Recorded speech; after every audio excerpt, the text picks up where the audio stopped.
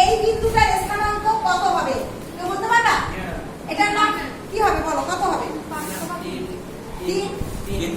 3,5। আচ্ছা এই বাইরে লিখলাম 3,5। দারুণ, কি সুন্দর করে বলেছো, 3,5। ঠিক আছে, তাহলে আমরা মনে করলাম এই বিন্দুটার নাম হচ্ছে এ দিলাম, দিব এ দিতে পারি, যা ইচ্ছে তাই দিতে পারি। বি পি কি ওই যে পাশে দেখাইছি, এ বিন্দু দিলাম। তাহলে এই একটা বিন্দু হচ্ছে কি 3,5। অনেক সুন্দর বলেছো। আরেকটা বিন্দু তাহলে এবার মেয়েদের থেকে বলো, মেয়েদের থেকে একজন। আচ্ছা বলো, শুনো তুমি তোমার বলো। তাহলে এখানে আমি বিন্দুটা নেই, ধরো আমি এইটা নিব, এটা কত হবে তাহলে বলো?